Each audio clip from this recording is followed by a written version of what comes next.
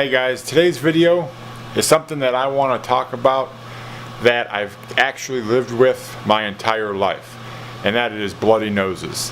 I usually get them in the winter. I know a lot of people, when you turn the furnace on, that's when they occur. I like to call them seasonal bloody noses. Now I'm 42 years old, and off and on my entire life, they would just hit me for no reason. When I was little, I didn't know why I would get them. I'd be playing or coloring or just watching TV, and all of a sudden I'd feel something running in my nose, and boom. And they were pretty bad too. So they weren't like little ones. They were to the point where I have to go to the hospital to get them, either cauterized or packed or medical attention. So I kind of wanted to talk about it and give you guys some tips on what I do to prevent them, and I have slowed them down in the last 5 years, but it comes at a price, and I want to share those tips with you. Now, the cause of them, from what I've been told, is the inside of your nasal passages get dry and start cracking. From the furnace, typically when you turn on the furnace in the winter is when the house dries out. Me myself have had very few in the summer because it's so humid here, and the weather's so nice, and the furnace doesn't run.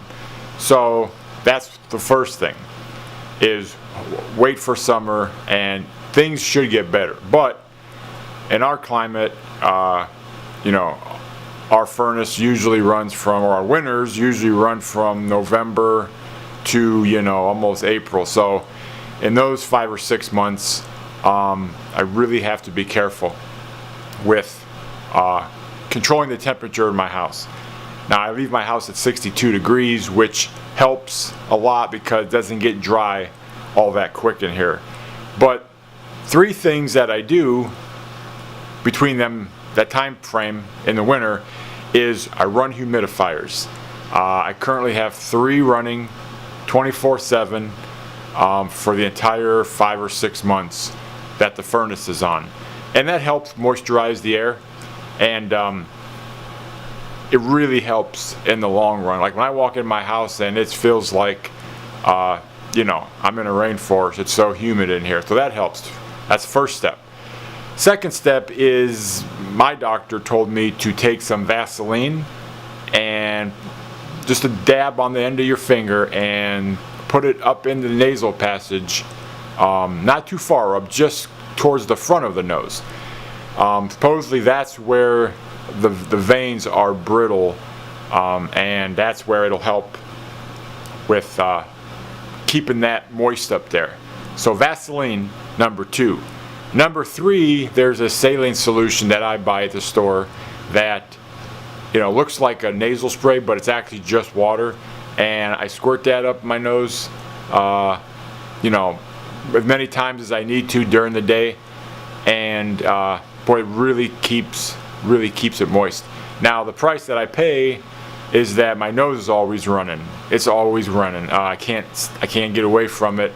I work in a refrigerated environment, so the cold in there just amplifies my nose running. It's horrible, like all night, Kleenex after Kleenex. But in the long run, it's something I'll pay for, but it's better than having a bloody nose. So I just wanted to give you those kind of tips. See what you think. Comment below in the box and let me know what you do to keep your nose moist so you don't get bloody noses. And I think I'm going to start doing this, just like talking to the camera, maybe giving them some life tips that I do, or maybe it can help someone else out, and hopefully this series will take off and help everybody out. You can help me out with your comments, I can help you out with some stuff that I know, and I think that'll be it for today. So thanks for watching. Like, comment, subscribe, and we'll talk to you next time.